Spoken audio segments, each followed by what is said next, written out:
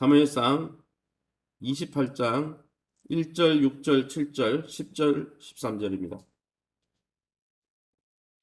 사무엘상 28장 1절, 제가 1절 읽고 여러분은 6절 읽어주시기 바랍니다. 제가 1절 읽고 여러분 6절 읽습니다. 제가 28장 1절 읽습니다. 그때에 블레셋 사람들이 이스라엘과 싸우려고 군대를 모집한지라 아기스가 다윗에게 이르되 너는 밝히 알라.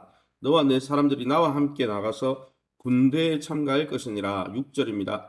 사울이 여호와께 묻자오되 여호와께서 꿈으로도 우림으로도 선지라도 그에게 대답하지 아니하시므로. 7절입니다. 사울이 그의 신하들에게 이르되 나를 위하여 신접한 여인을 찾으라. 내가 그리로 가서 그에게 물으리라 하니 그의 신하들이 그에게 이르되 보소서 엔돌에 신접한 여인이 있나이다. 10절 읽어주시기 바랍니다. 10절입니다. 사울이 여호와의 이름으로 그에게 맹세하여 이르되 여호와께서 살아계심을 두고 맹세하노니 내가 이 일로는 벌을 당하지 아니하리라 하니. 13절 제가 읽겠습니다. 그의 왕이 그에게 이르되 두려워하지 말라. 내가 무엇을 보았느냐 하니 여인이 사울에게 이르되 내가 영이 땅에서 올라오는 것을 보았나이다 하는지라. 아멘. 오늘은 사무엘상 28장 1절에서 14절 말씀을 떼어서 우리가 사울의 이중성이라는 제목으로 말씀을 함께 나누기를 원합니다. 영원히 왕노릇하고 영원히 갑의 위치에 있을 것 같았던 사울왕도 이제 드디어 그의 인생의 막다른 골목길을 만나게 되었습니다. 하나님으로부터 버림받은 사울왕은 결국 자신의 미래를 점치기 위해서 자신이 내쫓았던 신접한 우상 숭배하는 여인을 다시 찾아서 점을 보는 것이죠. 어리석은 일을 다시 행하는 것입니다. 그럼 오늘 이 본문을 통해서 우리에게 주시는 교훈이 무엇입니까? 1절 말씀에 그때 블레셋 사람들이 이스라엘과 싸우려고 군대를 모집한지라 아기스가 다윗에게 이르되 너는 밝히 알라. 너와 내 사람들이 나와 함께 나가서 군대에 참가할 것이니라 했습니다. 아기스 왕은 이스라엘 백성과 싸우기 위해 군대를 소집했는데 자기의 수하에 있던 다윗 왕에게도 다윗에게도 또 다윗과 함께한 무리에게도 이 전쟁에 참여해서 너의 혈육과 같은 이스라엘과 함께 전쟁을 벌여라 이렇게 명령한 것이죠. 아마도 다윗이 그동안 거짓 보고를 함으로 자기의 신복이 되었구나 이렇게 생각한 블레셋 왕 아기스는 그의 신임을 더 두텁게 해서 자기와 전쟁 같이 나가자 그렇게 한 것이죠. 다윗은 결국 자신의 동족 이스라엘과 싸워야 할 심각한 위기에 봉착하고 말았습니다. 다윗 스스로가 하나님을 피난처로 삼지 않고 블레셋 왕을 피난처로 삼았기 때문이죠. 그러기에 저와 여러분은 사람을 피난처 삼지 말고 하나님만을 피난처로 삼아 주님과 동행하시기를 예수님 이름으로 축원합니다. 6절 말씀입니다. 사울이 여호와께 묻자오되 여호와께서 꿈으로도 우림으로도 선지라도 그에게 대답하지 아니하셨다 했습니다. 사울은 블레셋과의 전투를 앞두고 너무 두려워했습니다. 항상 그랬죠.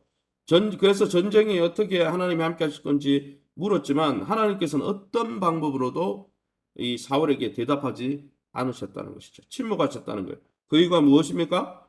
사울이 항상 하나님의 음성에 귀를 기울이지 않았기 때문에 그의 기도에게도 똑같이 귀를 기울이지 않았어요. 이거는 사무엘상 2장 30절의 적용인데 무엇입니까?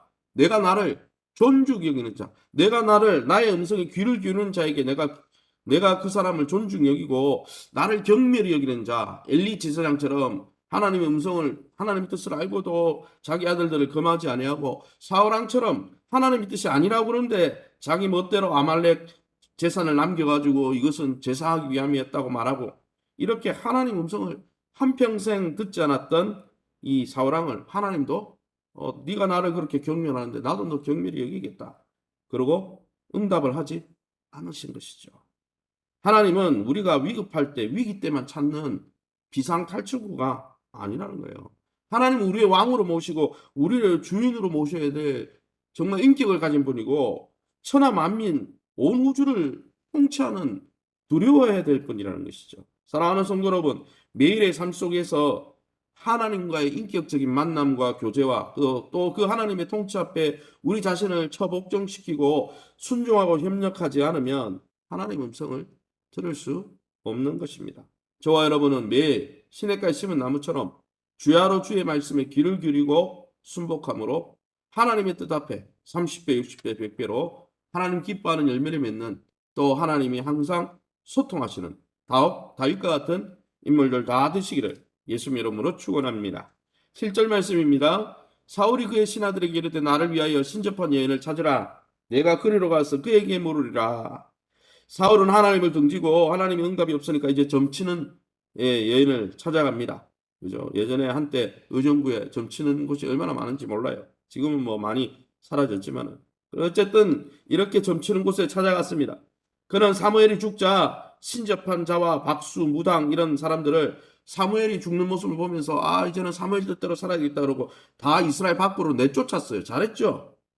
그런데 어떻습니까? 지금은 내쫓았던 그 무당에게 자기의 필요를 따라 은밀하게 이 무당을 다시 찾아가고 있다는 거예요. 개가 토해놓은 것을 다시 먹는 것처럼 어리석은 일을 행하는 것이죠. 사울의 위선적인 이 이중적인 태도가 엿보이는 것입니다.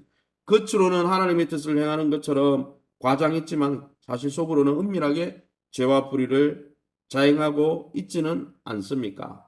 저와 여러분은 날마다 겉과 속이 같은 사람으로서 날마다 우리의 죄악과 또 하나님 앞에 불복하라는 우리 자기 자신을 부인하고 하나님 앞에 불순종하려고 하는 그 우리의 옛자를 십자가에 못 박고 자기를 부인하며 주님을 쫓아갈 수 있는 살아있는 주의 제자들이 다 되시기를 예수님 이름으로 축원합니다.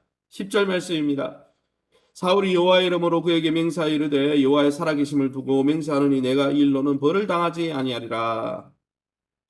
사울은 하나님의 이름을 망령되이 사용하고 있습니다. 여기에 10절에 너 두려워하지 마라. 내가 하나님의 살아계심을 두고 맹세하노니 너는 이 일 때문에 죄를 당하지 않을 거다. 누구에게 하는 말입니까?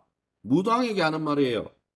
하나님의 이름을 걸고 너 신접한 여인 박수 무당을 쫓아냈던 그가 이제는 하나님의 이름을 걸고 정말 이 무당의 생명을 살려주겠다고 하나님의 이름을 걸고 그 약속을 하고 있는 거예요. 예전에는 하나님 이름 걸고 이 죄를 척결하더니 이제는 하나님의 이름을 걸고 죄를 환영하고 받아들이고 있다는 거예요.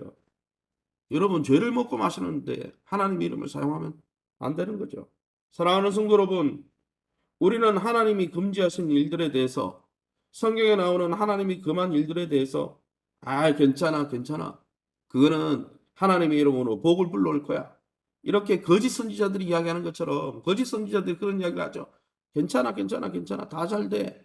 뭐가 다 잘 돼요? 이스라엘이 멸망할 때도 거짓 선지자들은 그랬죠. 복이야 다 복이야. 하나님을 떠나 있는데, 그러면 책망하고 하나님을 떠나 있는 이스라엘 백성에게 꾸짖고 선지자면 책망하고 돌아오라고 말해야 되는데 사람들이 그런 말은 듣기 싫어하니까 다 괜찮다 그러다가 어떻겠습니까?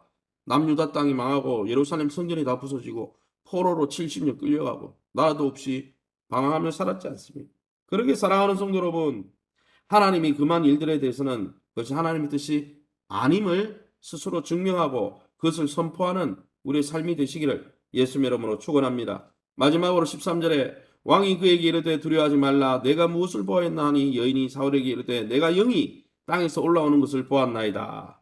사울이 이 무당에게 두려워하지 말라 말하면서 자기가 엄청 두려움에 이렇게 후두두들 떨고 있는 거예요. 너무 두려우니까 전 보는 거 아닙니까? 또한 땅에서 올라오는 영, 이 땅에서 한 영이 올라온다. 그 영이 사무엘일 리가 없죠. 사무엘은 하나님의 선지자인데 천국 들어갔지. 뭐 무당이 불러낸다고 땅에서 밑에서 올라와요. 그럼에도 불구하고 땅에서 올라오는 영이 거짓 영이고 사단의 영임에도 불구하고 그 앞에 이제 성경 14절에 보면 엎드려 가지고 절하면서 사무엘이여 나를 지도해 달라고. 평소에 사무엘이 살아있을 때 그렇게 얘기했잖아요. 순종이 제사보다 낫고 듣는 것, 하나님의 말씀에 제발 귀를 기울이십시오. 하나님의 말씀 앞에 순종하십시오. 그게 진짜 제사입니다. 하나님이 싫어하는 아말렉 남겨놓고 제사하기 위해서 남겼다고 엉뚱한 소리 하지 말고 하나님의 말씀에 귀를 기울이고 할 때는 말을 안 듣다가 이제는 거짓 영 앞에 엎드렸어. 그게 사무엘도 아닌데 말씀에 달라. 이런 어리석음을 범한다는 것이죠. 사랑하는 성도 여러분, 사울왕처럼 하나님을 떠나고 평생 하나님 없이 살고 하나님 등지고 살면 이처럼 영적 분별력이 상실되어지고 두 눈 뽑혀서 그 뭡니까 큰 맷돌을 갈아야 됐던 삼손처럼 아무리 나시린으로 기름 부음 받고 성령의 기름 부음을 받고 뭐 구별되어서 왕이고 사사로 살아도 여러분 이렇게 무기력하고 실패한 인생을 살 수밖에 없다라는 것입니다. 사랑하는 성도 여러분, 저와 여러분은 어떻습니까? 우리의 직분을 묻는 게 아닙니다. 우리의 신앙의 연수를 묻는 게 아닙니다. 지금 내가 하나님과 어떤 관계에 있냐는 것을 묻는 것이죠. 만약 사울처럼 하나님을 떠나 있다면 다윗이 어땠어요? 다윗은 여러분 사울보다 더 큰 죄를 지었지만 나단 선지가 그의 죄를 지적할 때 자복하고 회개하고 돌이킴으로 하나님의 은혜를 입었습니다. 그러기에 저와 여러분은 매일매일 우리 자신을 말씀 앞에 비추어보고 성령 안에서 주님과 교제하면서 날마다 주님께 돌이키며 주님과 동행하면서 다윗처럼 계속적으로 하나님 앞에 쓰임받는 하나님의 기쁨이 되는 복된 인생 되시기를 예수의 이름으로 축원합니다. 시간에 우리 합심해서 통성으로 기도할 때 위기의 순간, 두려움의 순간에도 하나님의 말씀의 기준에 순종하는 시냇가에 심은 나무, 위기가 왔다고 전보고 세상의 방법을 취하는 자가 아니라 다윗처럼 굴에 피해 있어도 하나님이 나를 피난처다 고백하며 주님께 찾아가는 복된 인생 되게 해달라고. 특별히 코로나 이런 어려움 속에 있을 때 더 하나님 찾아야 되는 거예요. 코로나가 왔으니까 하나님 앞에 못 나온다. 그거는 믿음이 없는 거예요. 하나님, 우리 귀한 성도님들 2022년 현장 예배를 회복하게 도와주시고 하나님의 날개 그늘 아래 거하면서 정말 우리의 믿음이 회복되고 변화가 되고 건강과 기업과 자녀들 회복되어지는 회복을 경험하게 도와달라고. 우리 조보영 권사님이 어제 통화했더니 또 많이 회복되었다고 합니다. 회복되었는데 또 허리 디스크 관절 협착으로 인해서 고통 가운데 있다고 하니까 시술을 받아야 될지도 모른다고 하는데 우리 조보영 권사님 걷고 보행하는 데 어려움 겪지 않도록 위해서 기도해 주시고 우리 박도원 집사님, 특별히 박영실 집사님, 박도원 집사님 위해서 회복을 위해서 기도해 주시고 우리 전성읍 심현수 집사님, 오경영 권사님 모친을 위해서 기도해 주시고 단기 선교 8월 14일 나가야 되는데 아직도 지원한 사람들이 소수입니다. 하나님 또 많은 분들이 10명 이상 또 우리가 지원해서 10명에서 15명 정도가 함께 나가야 되는데 하나님 또 우리 귀한 성도님들이 함께 동참하고 이 일에 동참함으로 자신의 비전이 열리고 미래가 열리는 귀한 경험을 하게 해달라고 우리 교회 목표를 위해서 또 우리 자신을 위해서 우리 합심해서 통성으로 기도합니다. 주여 하나님 아버지 네 감사합니다. 하나님의 놀라운 가운데 이 새벽에 주의 보좌 앞에 우리를 인도해 주시니 감사합니다. 위기의 순간에도 하나님 사울은 평생에 그랬듯이 하나님의 말씀을 등지고 또 하나님의 음성을 등지고 하나님이 싫어하는 일 무당과 박수를 찾아가서 엎드려서 그거에 하나님의 인도도 하고 착각하고 있습니다. 주님 매 순간마다 우리는 실수하고 실패할 수는 있어도 다윗처럼 회개하고 자복하며 하나님과의 관계를 회복하고 생사화복이 하나님께 있사오며 우리가 염려함으로 우리의 생명을 누릴 수가 없고 하나님의 손에 달려있다는 것을 깨닫고 우리의 의식주의 문제든 우리의 어떤 일상의 문제든 하나님의 손에 달려있음을 깨닫고 날마다 믿음으로 엎드려 시냇가에 심은 나무처럼 매사에 범사에 형통한 하나님이 주는 참 형통을 경험하는 복된 인생 되게 도와주옵소서. 오미크론으로 인해서 코로나로 인해서 하나님 찾지 못하던 귀한 성도들 그 믿음의 병든 것 주님 앙수하여 주셔서 하나님 앞에 돌아올 수 있게 도와주시고 어려울수록 하나님 찾게 도와주시고 어려울수록 6.25 동란 때도 일제치하 때도 귀한 우리의 믿음의 선배들은 더 주님을 붙들고 의지하여 하나님 지금 이 나라의 경제 부흥을 이루고 나라의 부강을 이루었는데 하나님 우리 또한 우리 믿음의 선배의 뒤를 쫓아 다윗처럼 다니엘처럼 믿음으로 쓰임받는 우리 귀한 권속들 될 수 있도록 축복해 주옵소서. 2022년 주님 날개 그늘 아래 가며 우리 성도님들 건강을 만져주옵소서. 우리 조보영 원사님 회복시켜 주시는 감사합니다. 다리 협착으로 인해서 또 이렇게 걷기가 보행이 힘들다고 합니다. 주님 협착을 일으키고 좁아진 모든 디스크 탄성 개수가 회복되어서 원래의 자리로 돌아가게 도와주시고 탄성을 회복하게 도와주옵소서.